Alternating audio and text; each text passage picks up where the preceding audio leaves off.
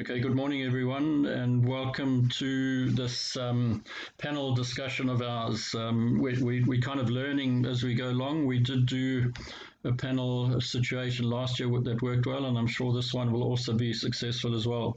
So I'd like to welcome initially, or first of all, Andy Clay, who many of you will know. Andy has just told us he was educated in Cardiff in the UK, and then came down to Southern Africa, starting in Namibia, to work as a geologist. I think many of you, particularly as older people, will have come across Andy regularly when he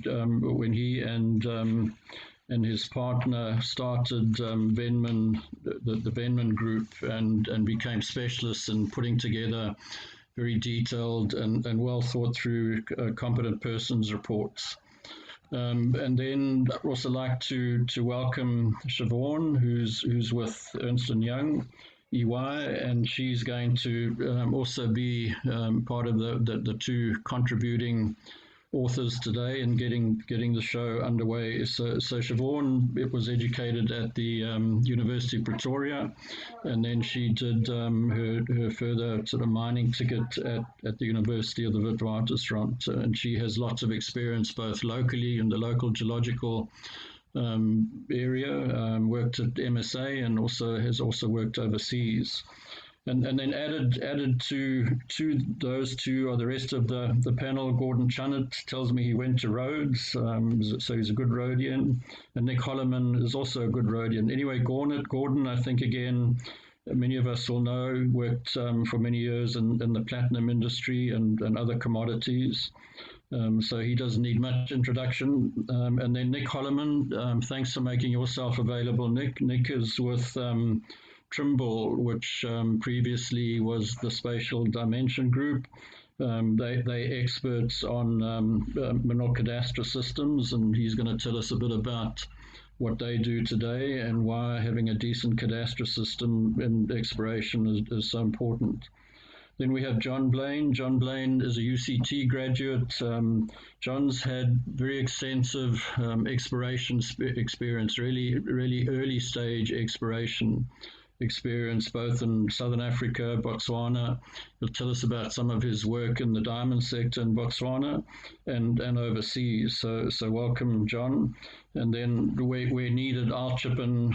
So I'm John Bristow, graduated from Natal and then a PhD at University of Cape Town, and spent most of my career in the diamond sector. So we've got a really experienced group of geologists on this panel. We look forward to their contributions, and most of all, we also look forward to the inputs, hard questions, comments from the rest of the audience. And really, the whole thing is about making sure we discuss topics. We're not shy of discussing the hard topics, and let's have a good robust discussion, and maybe we can come up with some sensible solutions as to how we can get exploration underway again in this jewel box country of ours. So thanks, Henny, and thanks, Siobhan. Over to you.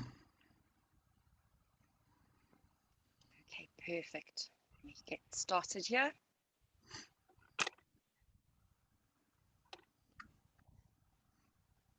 Hi, everyone. John Bristow and Gordon Chunnett and I have been chatting in the background for some time now, possibly code of boredom. But when John asked for a presentation topic, I suggested, what do I do next? As the most common question being asked by the exploration and project development companies that we talk to at the moment. This also comes at a time when we're seeing record highs for commodities, and in some circles, an acknowledgement that the ESG and carbon emissions attacks on the industry is limiting the capacity to develop new projects, when the demand for the very metals that will facilitate a greener world is escalating dramatically. At the outset, Siobhan and I would like to just state that whilst we work under the auspices of EY Minvest banner, the thoughts that we express here do not necessarily represent those of the firm. A familiar engagement today is a project owner who has a large amount of historical information, such as chip and core assay samples, with geological reports and even past technical and mining information proving the presence of a mineral deposit. The question of what do I do next is then followed by how many holes must I drill? Mainly because the investor wants a CPR with mineral resources, preferably in the measured category, and 1 million ounces if it's gold. It's like seeking alpha. The problem of using historical data is that generally the CP can't physically verify the sampling, especially to the standards now required by the new CRISCO Extended Table 1. For this reason, even if you can stand on the deposit and survey old borehole collars, the CP tends to be very cautious and put any quantities as defined in a preliminary estimate into exploration target rather than into inferred resources. Worse still is that even if the geological mapping and geoscientific information is to a high level of confidence using digital modeling techniques, the uncertainty over grade, well, that's always the case, isn't it, means that the CPs are scared to extrapolate and we end up with a small tonnage, making the project essentially stillborn. Then there's the conventional wisdom on drilling spacing the Aussie way, of measured requiring a 25 by 25 spacing and so on also doesn't necessarily help. How did we get here? In our view, the geology and common sense must prevail and drive everything. And we must get in the field with the team and brainstorm our views on the geology and hatch a plan. Communication is so easy today with Teams and Zoom, but the restrictions to speculate and create visionary observation is an overzealous armchair modeler and a compliance officer.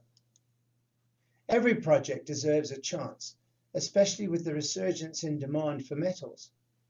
At a recent TED talk that I listened to on YouTube, the geologist talking about greening said, if what you see hasn't been grown, it has probably been mined.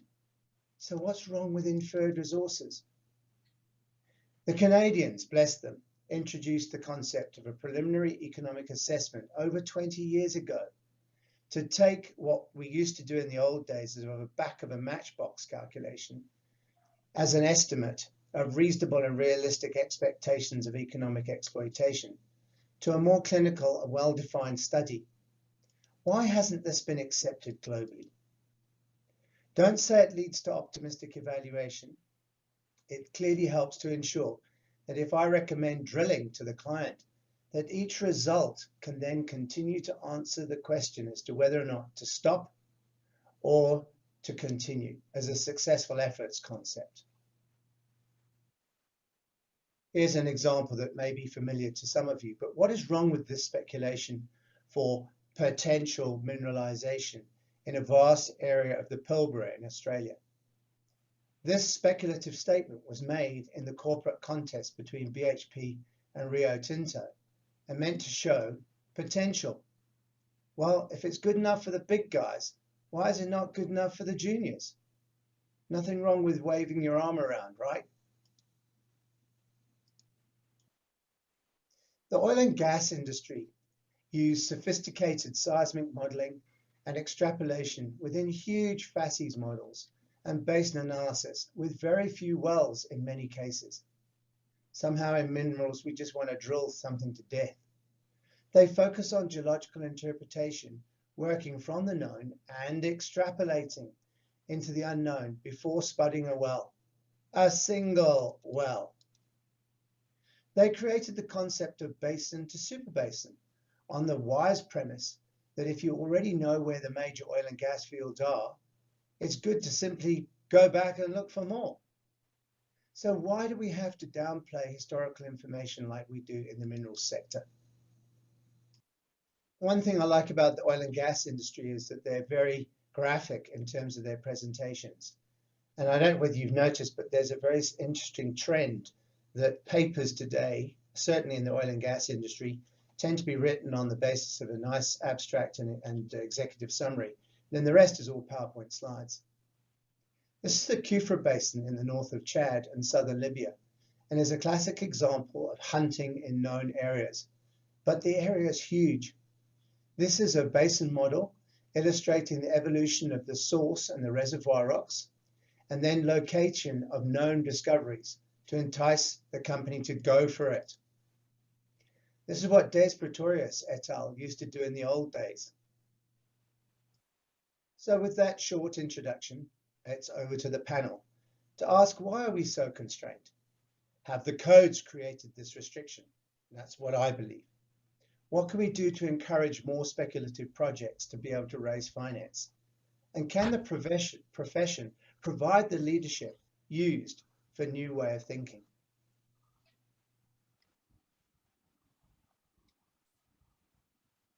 Right, John, over to you. Okay, fantastic, Andy. Thanks very much to you and Siobhan for that that kickoff. And maybe let's just quickly go through the panel, get a couple of points from each of them, and then we'll circle around and hand it over to the audience and take questions. John's also got a couple of slides that he will talk to.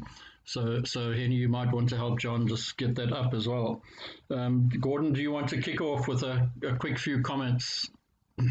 Look, I see nothing wrong with using old data, and I used old data very comfortably when I was being expert.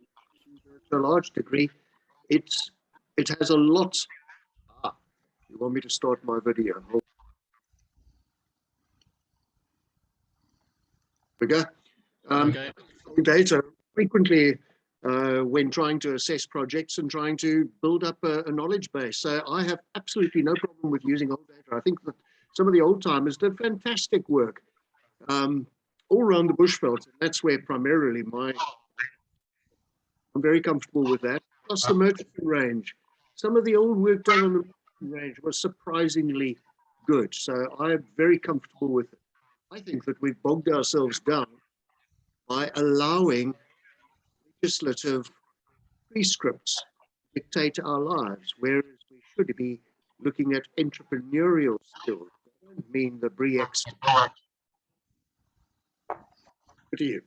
Great.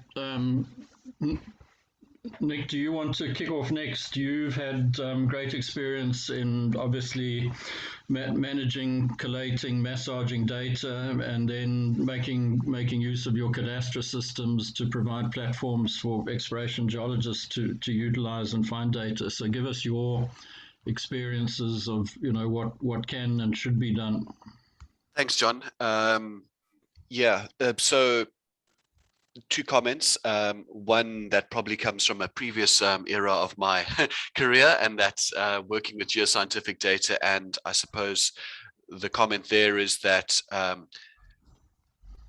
yes, I'll stop my video. Thank you. The comment there is that when you're dealing with data through successive generations of sources, it's really important to standardize it, to get it on a consistent basis, so that you know that you are comparing like with like, and that as much as possible you can quantify it when you do that work.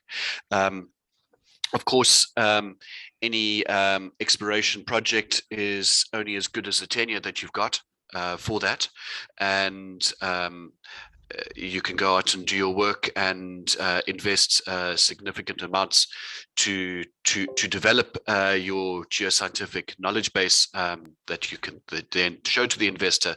But one of the things that they will always ask for is or look for, and that's not just in your case, but in generally within a jurisdiction, is what is the security of tenure on that, and what is the capacity to be able to successively convert that into a mineral right that can be used for mining rather than an exploration right. So that's almost like the baseline that you have to have in place before you evaluate the credibility of the exploration data that you're working with, current or past. Okay, John Blaine, you've had tremendous experience on using old data, and you could recently came across that excellent video as well. So over to you. Yeah, well, thanks, Don. Is that coming through clear enough? Yeah, you're good. Okay, I think we're talking about two different things here. I appreciate Andy's input there in that excellent presentation. And he has, for a long time, as we know, has been looking at these things, working at the sort of upper end of the value curve. What Nick is referring to, and what my biggest experience is really grassroots, greenfields areas where you have a minimum of information. And in fact, getting access to that old information is really the key to sometimes understanding what the potential of an area is. You know, I go back to even in Botswana in the 70s when we first started there, when things were just started to develop in the Tati gold belt. There was a steel trunk in the geological survey where if you could persuade the director, which was not difficult, to have access to that trunk, you could go through this trunk with all the rolled up maps and everything, and we were able to extract a huge amount of information that was produced by the Tati Territory Exploration Company back in the 50s and 60s. And this put together all the known gold prospects in the Tati belt. I mean, from that, there were 3 previous operations that were redeveloped. There was Map Nora, Golden Eagle, Signal Hill, which really was just a little showing, became quite a nice little mine. Then from that, Charles Byron developed the Mapani gold mine in that same area, going back to grassroots in an area that was gold enriched. So is it taking the old data and then just working up with modern, newer technology? And the same goes for Falconbridge's diamond exploration in the Kalahari. You know, if we hadn't had access to De Beers extensive soil sampling results, there's no ways we would have embarked on a regional scale aeromagnetic survey, but we were able to target that aeromagnetic work, even though that was leading edge technology in the late 70s. And it was very successful for us. You know, the same goes for Namibia. Right now, a lot of the uranium discoveries that are being turned up, they're all the result of previous work done by Rio Tinto, leading to the huge Husab deposit right next door. The redevelopment of the Langer Heinrich, which was done by General Mining originally, and then Falconbridge's work in the paleo channels at Tumas and Trekopi, all being redeveloped now and reinvestigated based on that original work done in the 70s. So Nick, Andy's points are very valuable for a later stage, and I agree substantially that one can't discount the old information. One has to give it its own level of importance.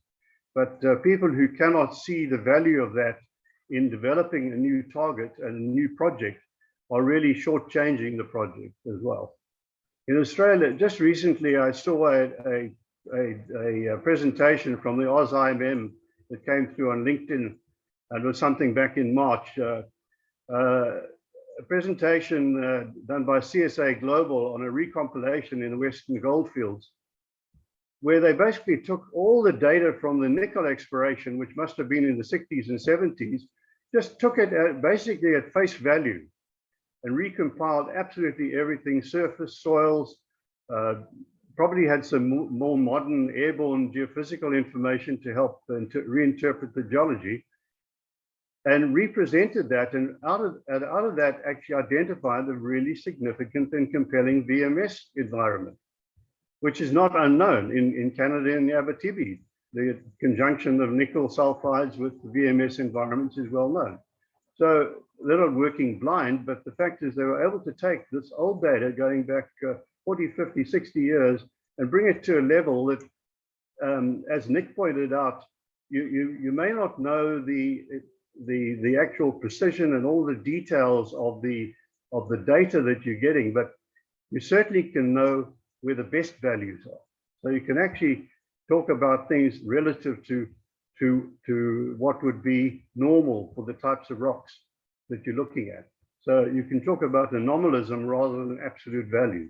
And I think that's where the value of that old data really comes in, to be able to look through the smoke and mirrors of producing a CP report and find the actual real value in the data.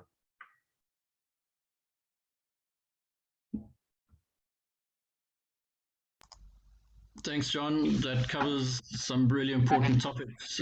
Just my contribution quickly, and then we'll go to the audience and simple background to the panel. I mean, all of this and the points Andy makes and John makes are absolutely critical, and I don't think we realise how important old data is. And credit to the West Australian Geological Survey. I think most of us are aware. I think they, a couple of years ago, went and collected and scanned and catalogued, I think it was the past 100 years, it might have been the past 150 years of geological information, and made it all available on open file. And now, as John has just pointed out, I think you're starting to see the benefit of that. My big concern is that we've killed our industry with compliance, particularly down at the early stage end, and that's had a huge detrimental effect on the entrepreneurs. I mean, if you go and look at Chuck Fipke, and I speak from a diamond perspective, if he had to operate in the compliance environment that you operate in today, he probably wouldn't have bothered, although maybe Chuck would have. But those are the sort of guys we need in the industry to think out the box, go and explore in areas where other people have previously explored, relook at models and do things differently. And the Chuck Fipke, Stuart Blossom story on the discovery of the Canadian diamond deposits is well worth a read, because they did things that we should really learn from. So my big concern is that we have far too much compliance, and we've allowed the geological profession, I think, as a whole, to be, and with no disrespect, overtaken by accountants and lawyers. And we really, particularly in this country, need to fly the flag again and get our profession back where it should be. I mean, most of this country's economy has been built on mining and exploration. We still have this amazing jewel box in the country, and we should be using it to create new jobs and transformation. The country as it sits today just shouldn't be like this. So that's my bit. And Andy, you and Siobhan, I think, must pull the strings here. Feel free to button, and obviously, it's your show, and let's now open it up. And I see there are a number of people here who know the business really well. Bruce Williamson, I mean, I think you're involved both in the market space as an analyst watching mineral investments, and you're also, I think, on one of the panels. So maybe you want to kick off with your quick comments. We've got Andy. Andy wanted to say something before go for it, Andy. As I say, you and Siobhan pull the strings and go for it. Yeah, look, thanks. So my point is, how do you get this information? And I don't know how many of you have written competent persons reports recently, but for the last 10 years, to try and get any of this historical information modeled and relied upon, you have to get it through Table 1. Table 1 says you've got to be able to verify that it's been through an ISO certified laboratory, that you've seen the physical samples, you've often twinned the holes. It's a nightmare. And to try and get a CPR through the stock exchange at the moment, that's anywhere. And to get this historical data to meet those principles, Table 1, that's the block. That is the block. Over to you. Okay, we agree fully with that. Bruce, do you want to comment there? You've been watching this compliance issue. Yeah, John, thank you, and good day to everyone. Just before I comment sort of more on what Andy's highlighted now, is just to back up what John was saying about the use of old historical data, because you've got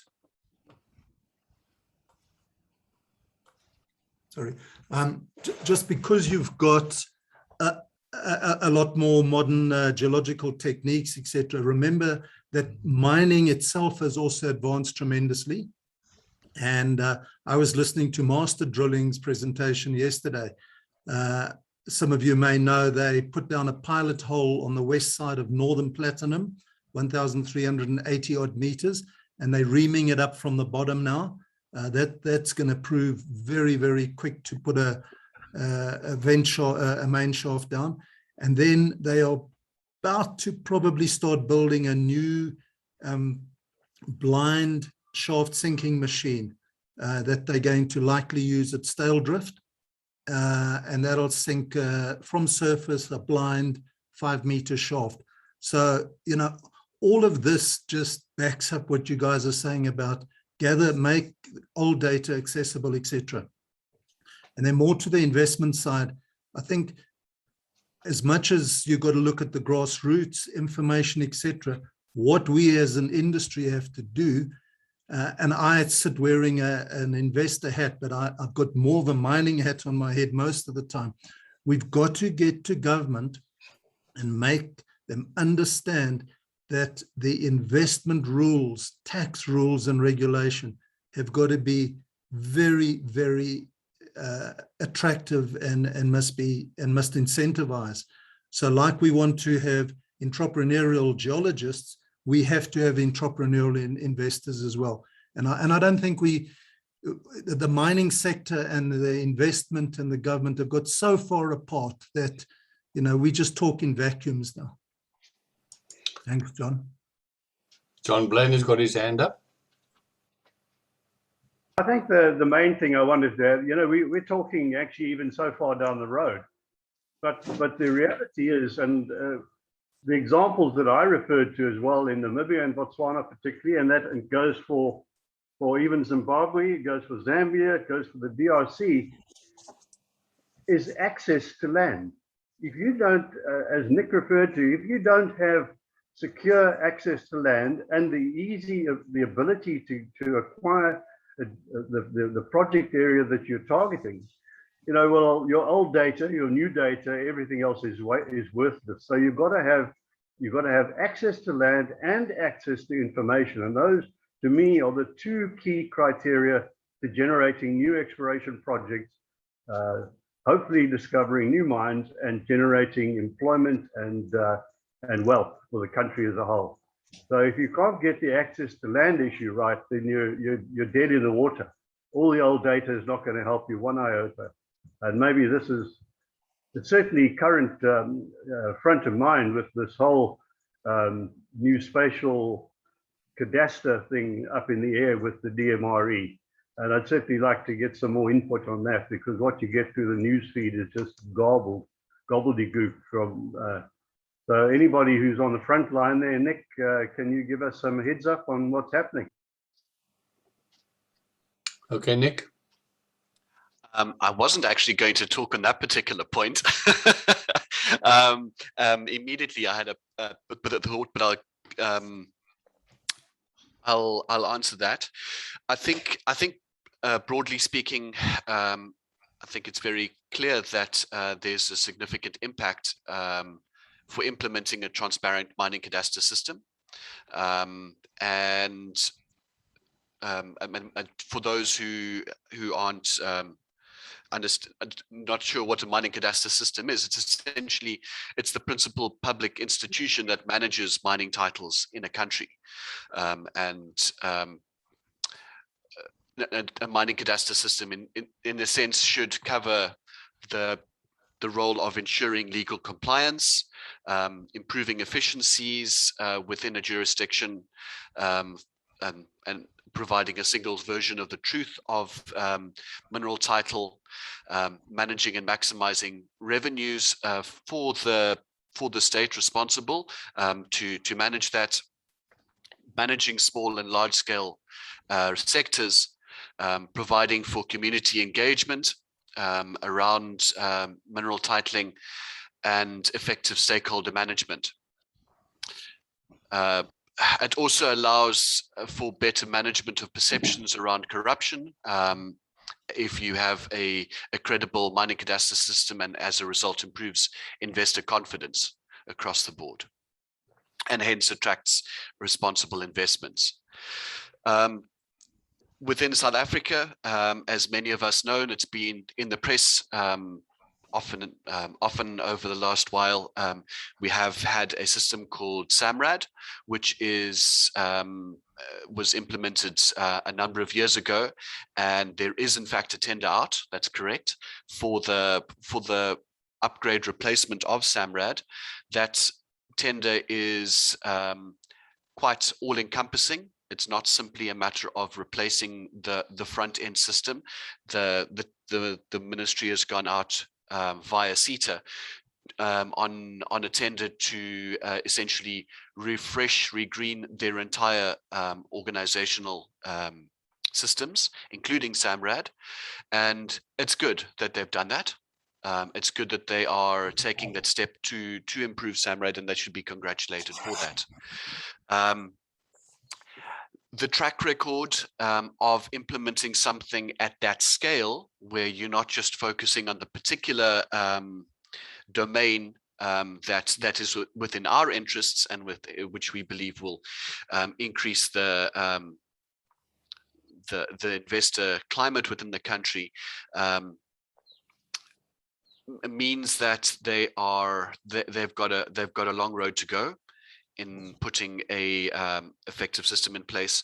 You know, we look at the Home Affairs system and other systems within South Africa and say, when you take on too big an elephant to chew through, it's often setting oneself up for failure. So we're hesitantly hopeful. We have some skepticism about how that has come about, but I'm not going to go into too much of that from our point of view at this point. We'll be watching from the sidelines. Thanks, Nick. You are very tactful, and we all live and pray and hope that, you know, we will get a fully functional, robust new system in due course. And, you know, we'd love to see you guys obviously being part of it.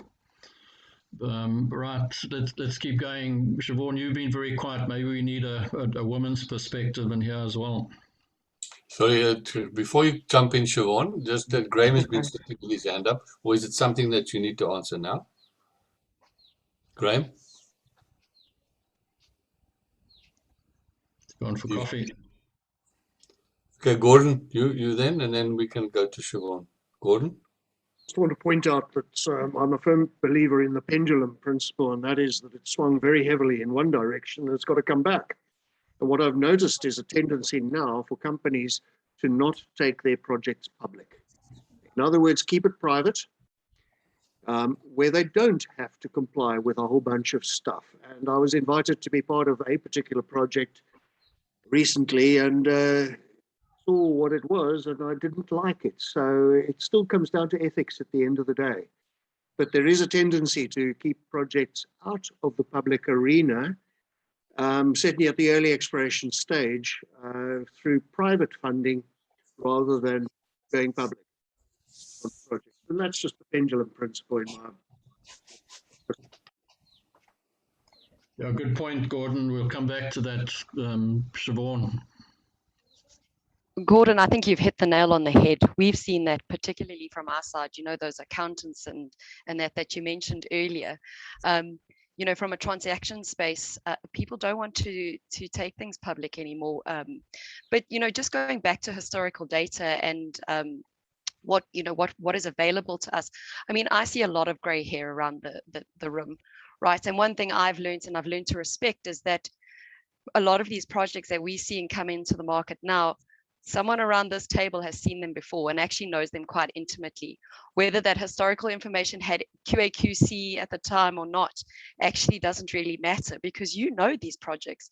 You were either there, you've had boots on the ground. And here we now discouraging the use of bringing that historical data in, or as you mentioned, Nick, trying to standardize it and get it into the same format. But millions of rands and dollars have been used to collect this information, stored in these expensive databases, or, you know, looking now at the Geoscientists Act, which we've all tried to give input into, you know, where they want to collect all this information. And now we want to say we want to disregard it or give it a lower level of confidence. And for me, as a person who's come in and is building these models and is helping to report on these items, it poses a struggle, because I know there's something there. Even I've been to these sites and seen there's something there, but we are constrained by Table 1 at times saying, well, have you got this, this, and this in place? But that experience from all these wonderful people that are on this call today, you actually can't knock that.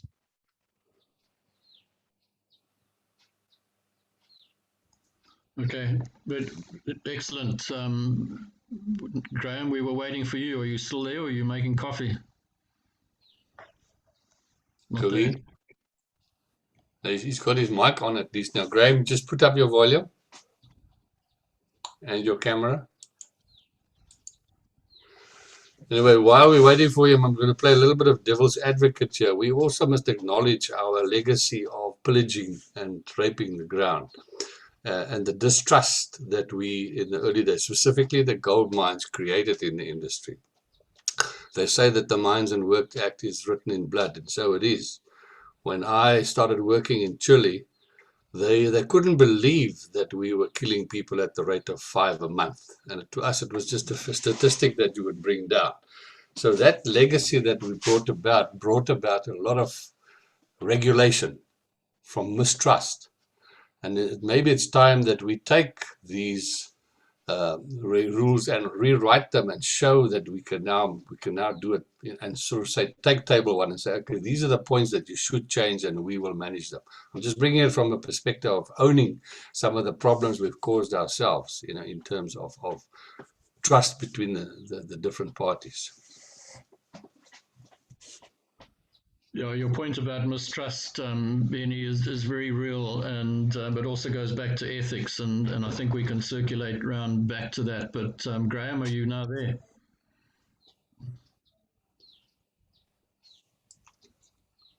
Graham?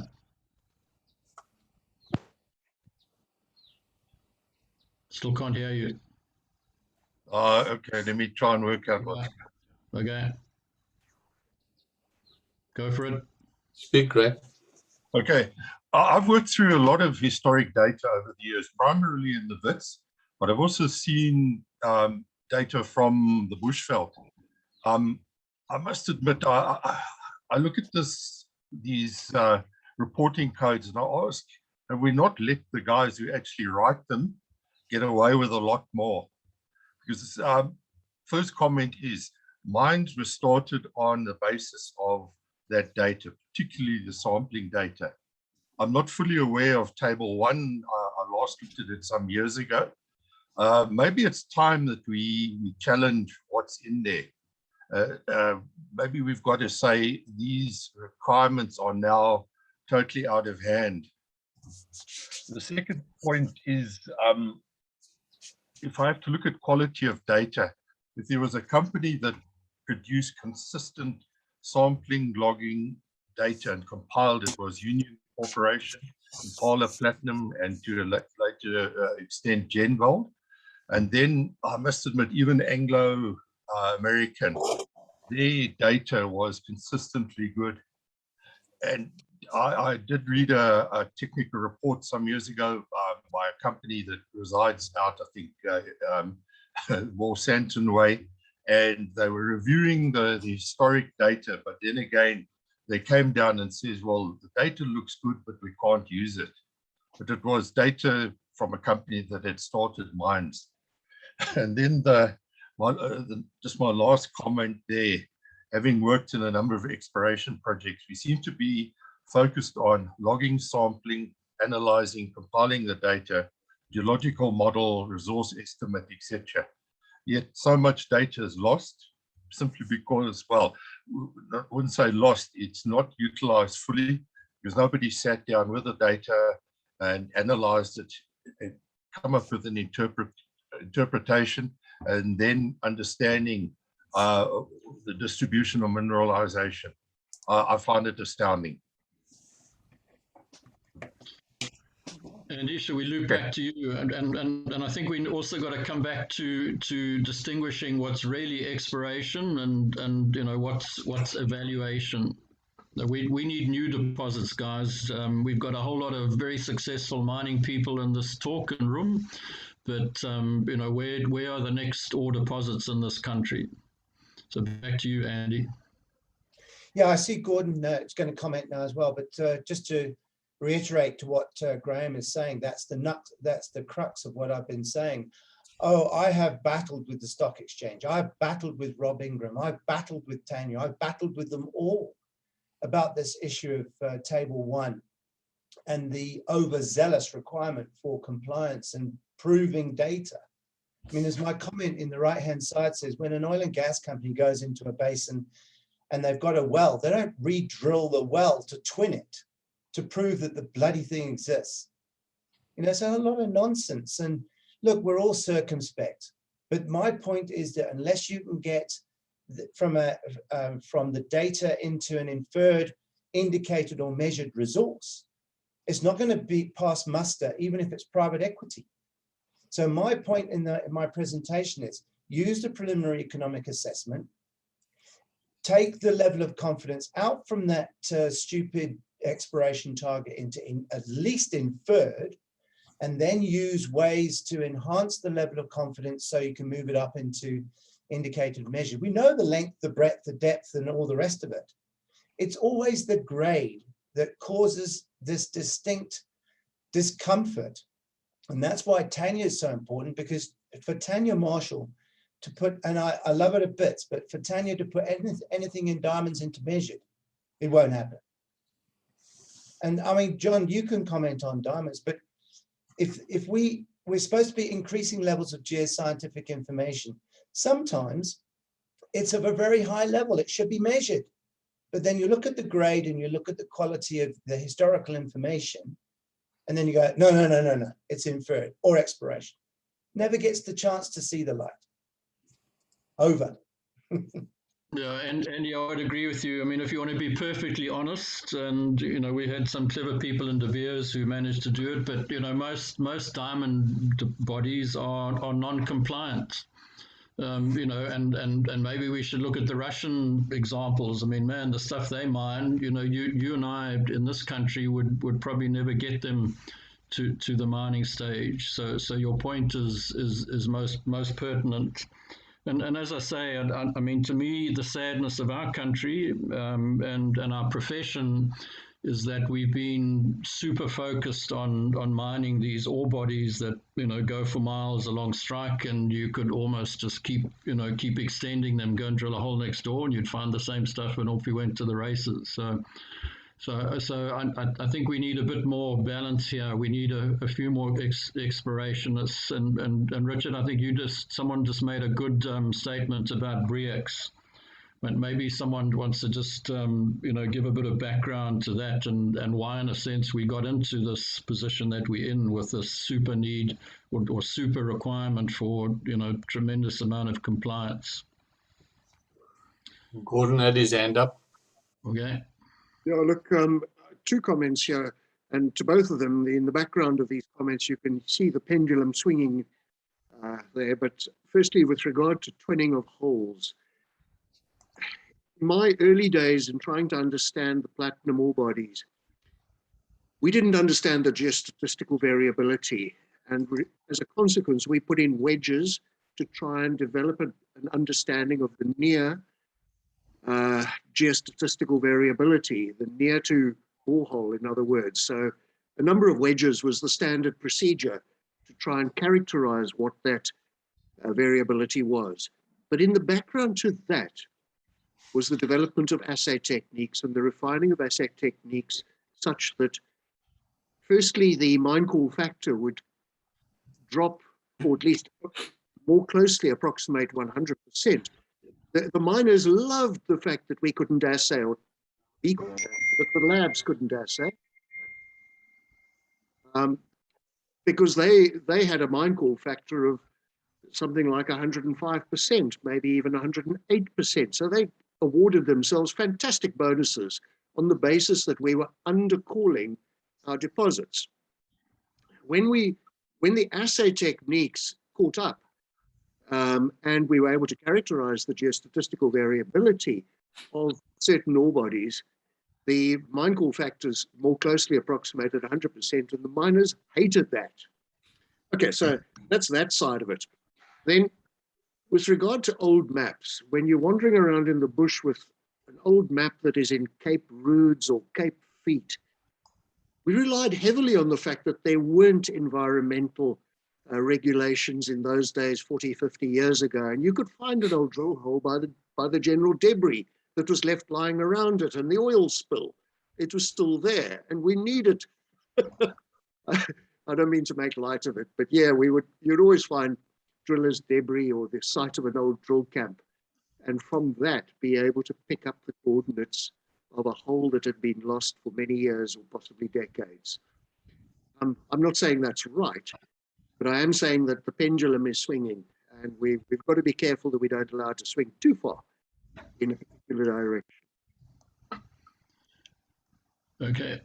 Stuart, did you want to say something on Brix?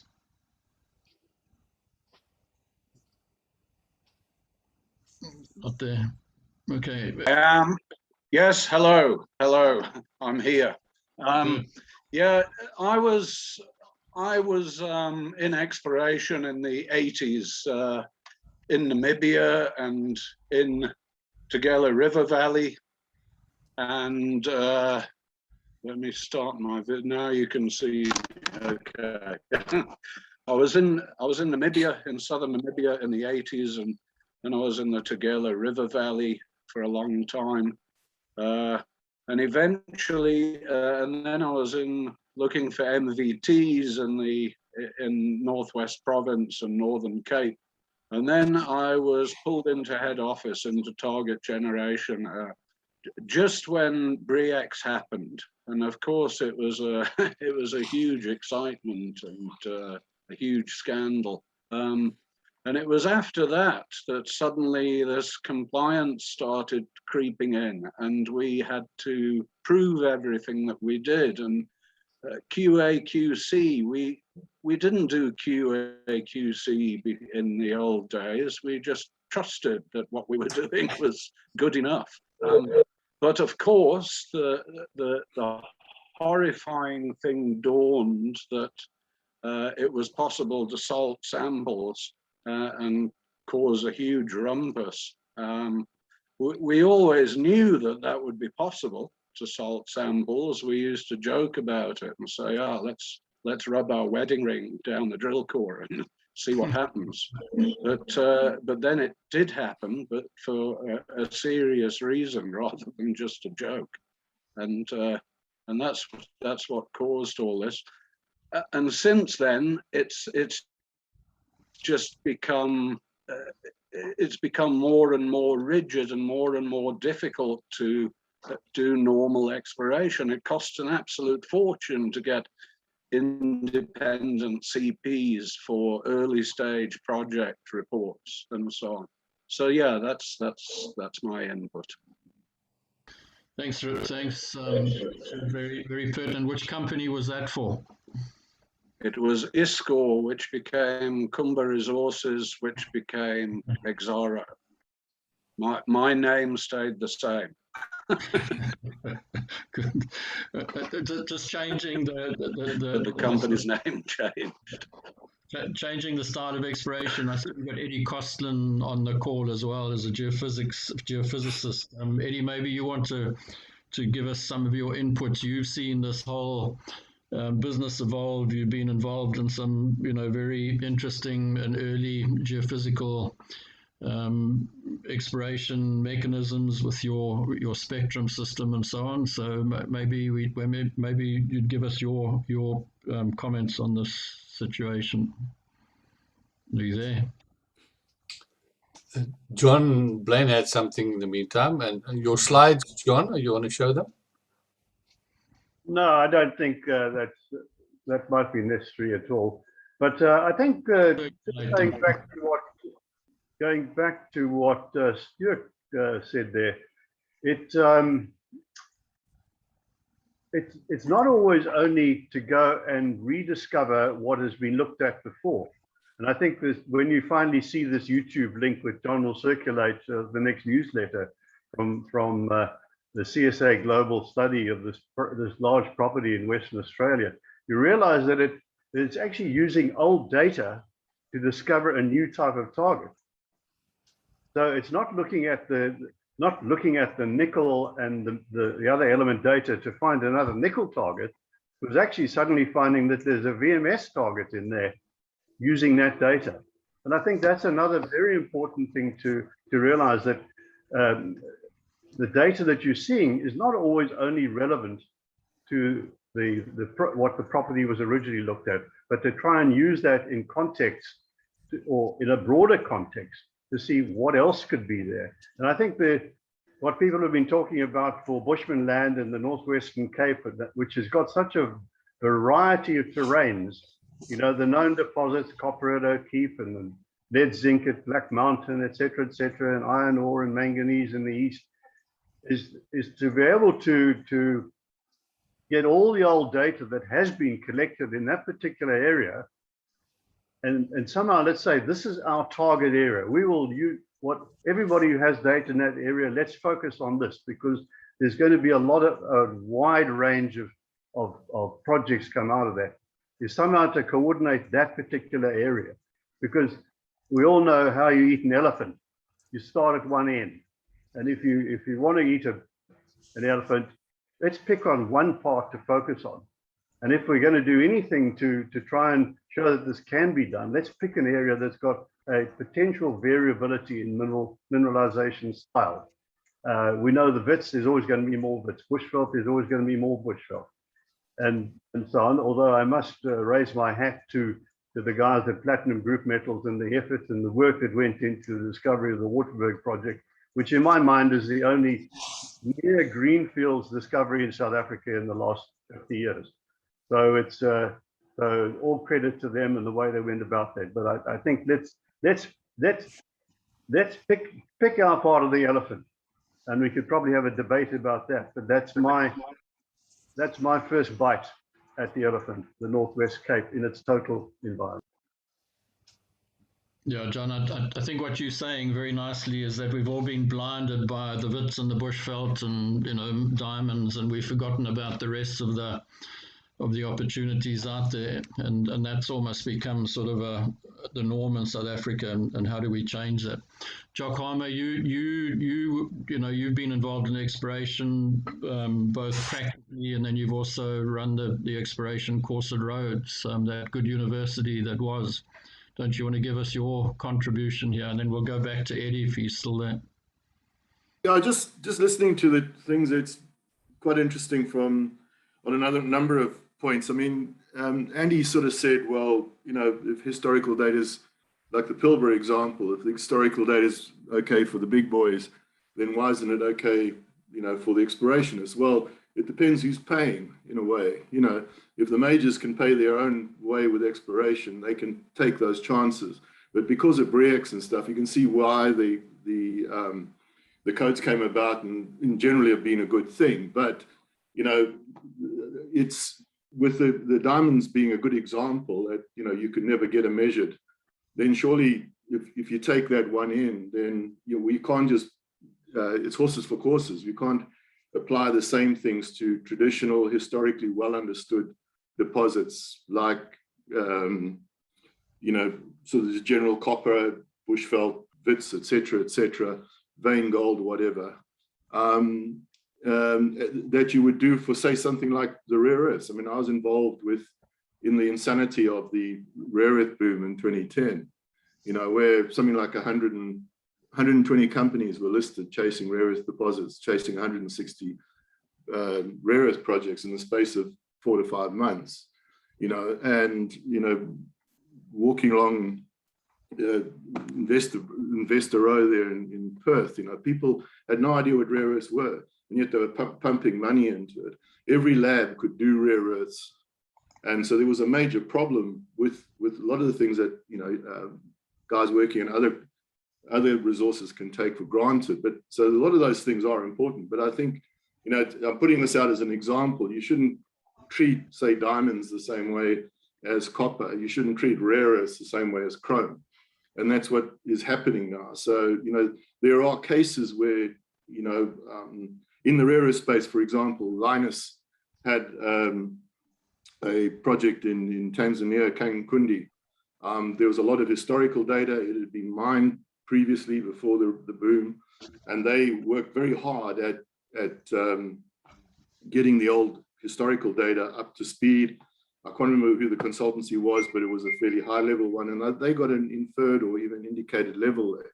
If you take the resource, if you take the actual resource statement, plot a normalized rare earth diagram, you can see that the data is wrong. It cannot be right because there are anomalies where there shouldn't be anomalies. So there's, that's historical data has been sieved through. So that's just a cautionary. In a way, I don't think it's horses for courses, I think, on this whole toots. But, with what would happen if we had another BRIEX? I mean, what BRIEX impacted the market for a hell of a long time. So, I think the people working on these codes are a bit too nitpicky, I think, but are looking to prevent that. So, if people go into private equity setups, then you own up to that risk and you work along with that. But I don't think that's healthy for trying to regrow the exploration in a place like South Africa. The other thing also is in terms of using old data, we need to have the old data. So much of the exploration data in South Africa is incomplete, not properly stored. Even relative to experiences I had in sort of Botswana, Zambia in particular, the amount of decent material and core that you can still find, there relative to what we can here is embarrassing. I don't know if that answered any questions, but no, that's very useful. And we'll come back to pick up on the data side and get Nick back into the loop because that's his game. But Eddie, are you there? Do you want to comment on where geophysical exploration is going and how you guys handle all this? Is he not there? Gordon? Yeah, sorry, somebody just called me now, so I've lost my train of thought.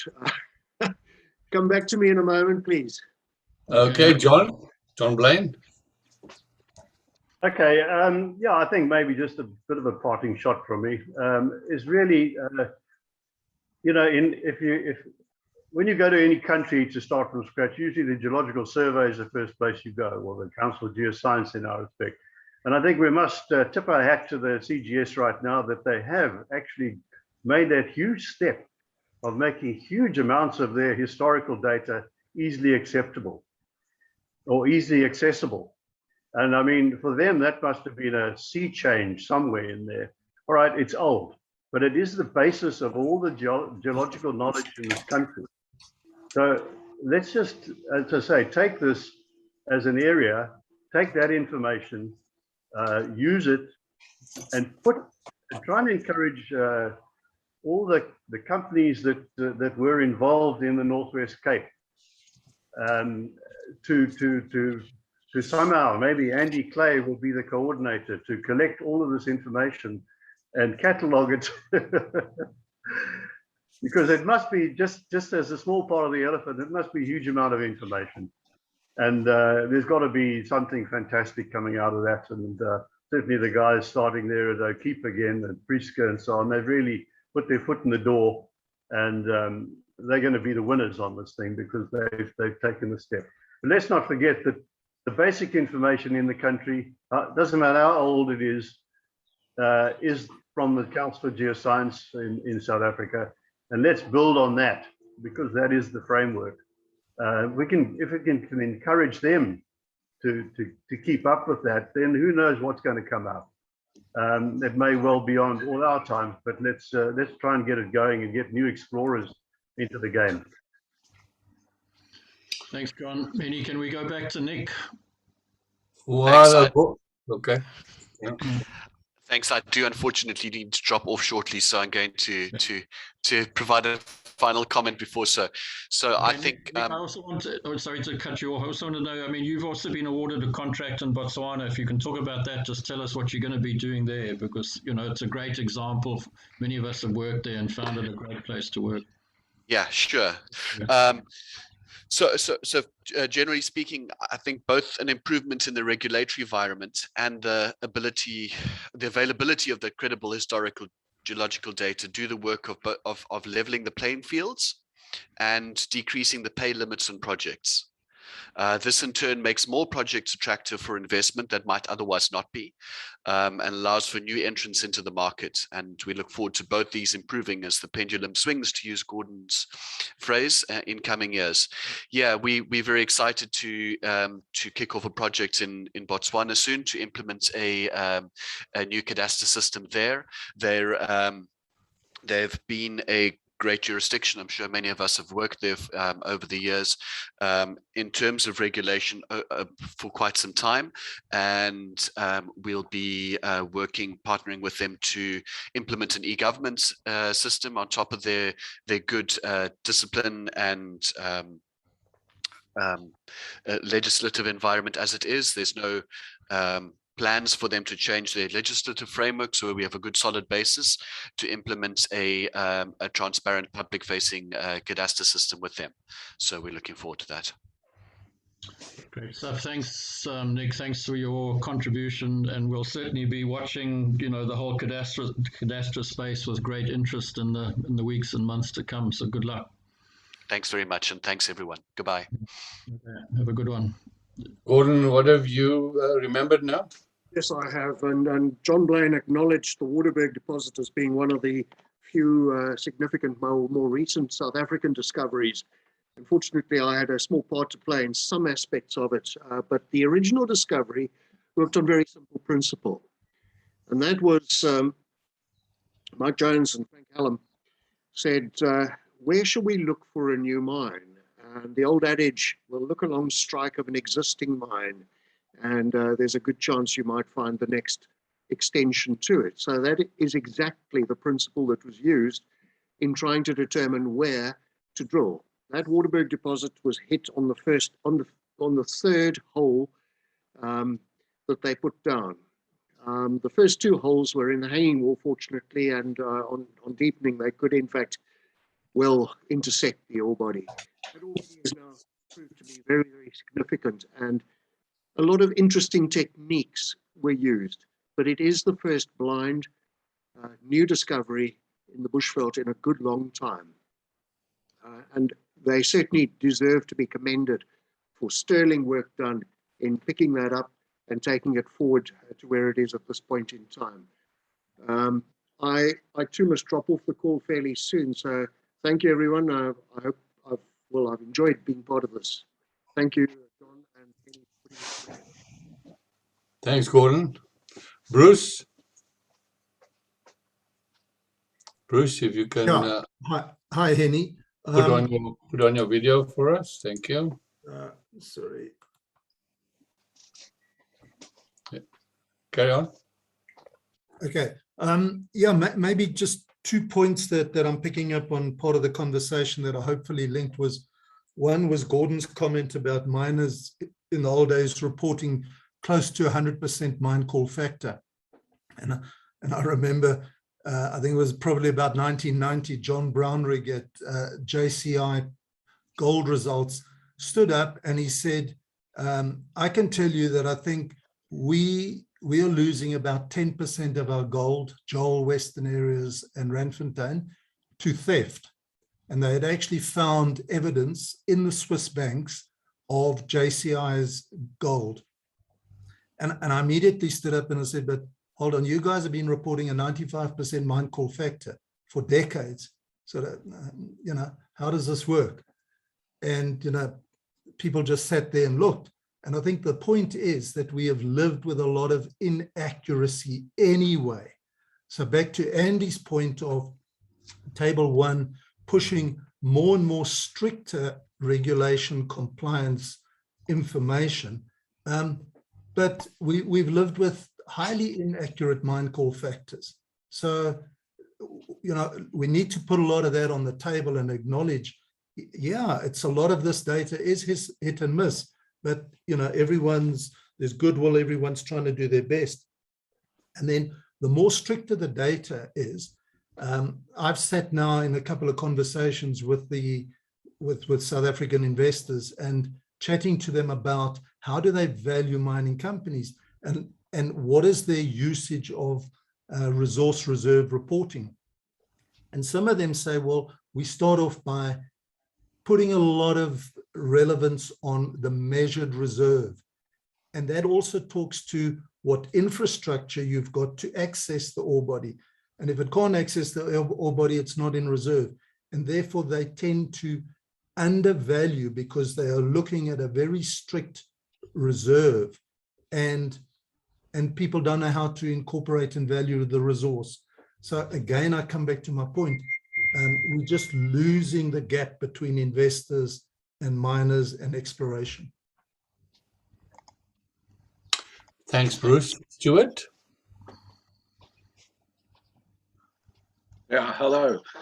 Okay, this might be a bit off topic, but I wanted to know, does anyone still use the old Cox and Singer conceptual ore deposit models for target generation, due diligence, early exploration to decide whether you're in the correct environment for the type of deposit that you're looking for or starting to explore? You know, SEDEX, Beshi type VMS deposits, sedimentary hosted copper. I know it doesn't all work, and a good example is the recently discovered Kamoa-Kakula deposit in the Congo, which was completely outside the terrain that these deposits are normally found in. So it has to be used carefully. But I don't hear people talking about SEDEX or VMS anymore. Maybe somebody can enlighten me. Thank you. Andy, you want to answer that? No, I think first principles still applied when doing the research around a provenance to make sure that it is properly characterized. So yeah, I think we've definitely seen an increase in the recognition of VMS environments and SEDEX, etc. But funny enough, I've never heard of that particular reference that you made. But you know, I mean, to me, I still go back to the data. Once I've got the data, my hurdle is I will rely on it. I'm relatively I'll use my judgment, and I will generally put something into inferred resource. I don't care about this exploration rubbish unless it's pure speculation. I'll put it into inferred because it's the lowest level of confidence that I have on a resource, and I work from there. So maybe I'm a bit more cavalier than others, but I'm more trusting in my original data. So if that helps, and I fight with the stock. Well, I used to. I'm retired now, but I used to fight with the stock exchange all the time. Yeah, thanks.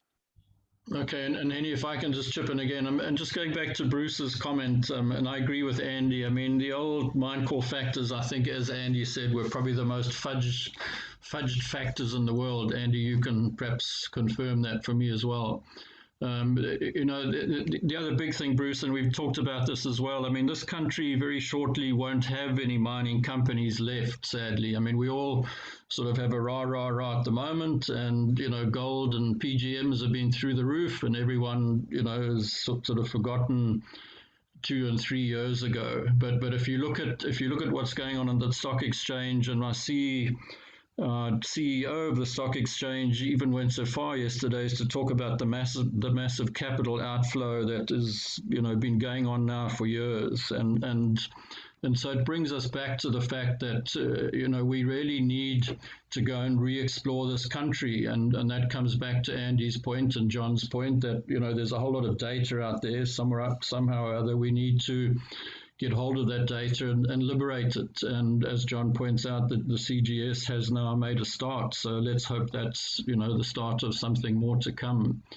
But I really think if anything comes out of this discussion from my perspective today is that we've got to get back to good basic exploration. And yes, you know, credit to the 3 companies, and there's a lady involved up there as well.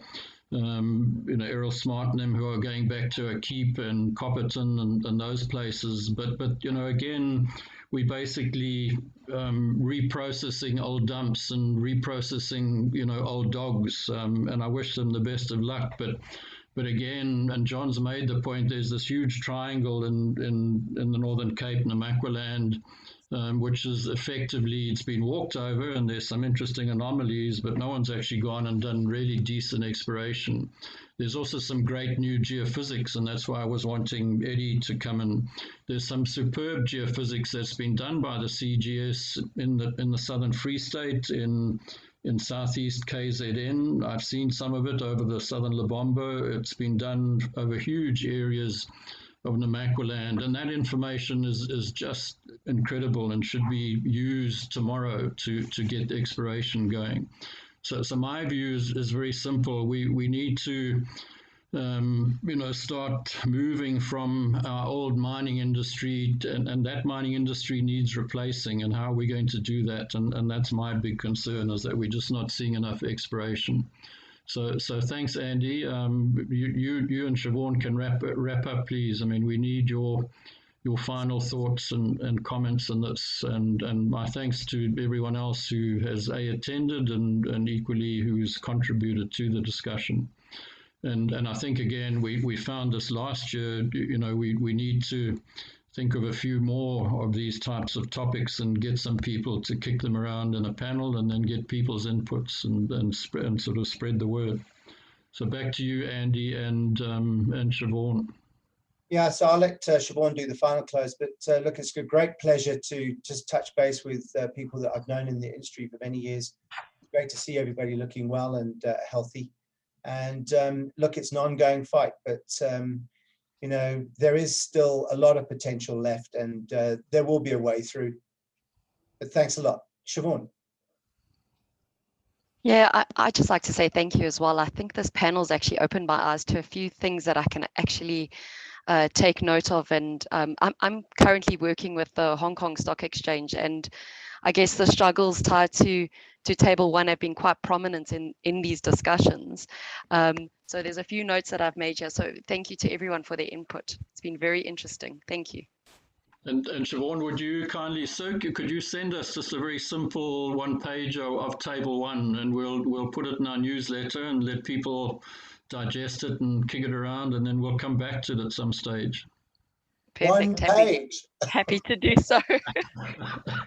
Well, I thought it was It's one all page. Table 1, John. Very small font. Yeah, we'll send you a summary. Okay, fantastic. Right, any last comments? I just have one last quick question. Does anybody know what access we have to De Beers database at this point in time? Because I remember in the 60s and 70s, De Beers did a systematic grid sampling of the whole of South Africa on a 0.6 kilometer grid. Would that data still be available somewhere? Or does anybody know how one would access that?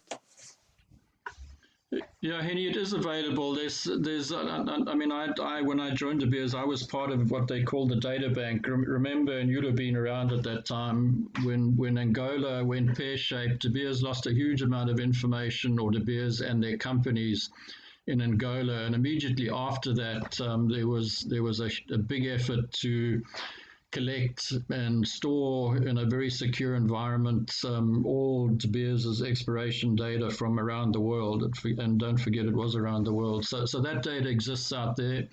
I mean, there are some of us that have sort of access to it. There's an amazing archive in Kimberley, across the road from the Kimberley Club. If anyone's ever through Kimberley and you want to go and see some fascinating old data, and I'm getting a little bit away from De Beers exploration data, but there's some remarkable stuff still around in Kimberley.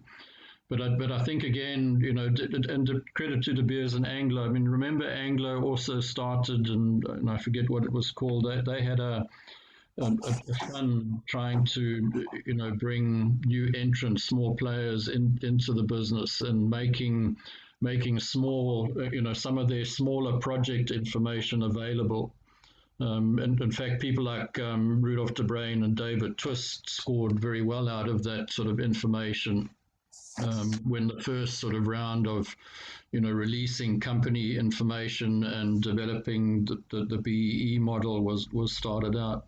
So yeah, I mean, we can certainly find some of that stuff. Mike Mike DeWitt, I think, in fact, this week is in Kimberley going through some of the old archives. He's looking for information on the alluvial deposits and early work done in and around Kimberley. So, we can certainly point you to some areas where you could find that information if anyone else is interested.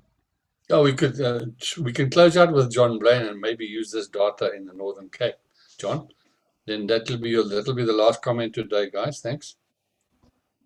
Okay, thanks, Eddie, and thank you also, everybody else. I think my only final comment is that all of this will be wonderful to put together, but it's absolutely useless if you can't get access, secure access to the ground. And I mean easy, secure access to land. So access to land, access to information are the two keys to successful discovery. And thank you all for everything. Thanks, John. Very, very valid points. We didn't really get to the importance of being able to get secure tenure, but we'll discuss that. Maybe that's the next topic. Thanks, everyone. Really appreciate it. Next Thursday, we are going to explore all the minerals for construction in the Western Cape. Hope to see you guys all back here. Thank you very much and have a good day. Thanks, Andy. Thanks, everyone. Thank you. Andy, thanks. Thank you. Bye-bye. Bye now.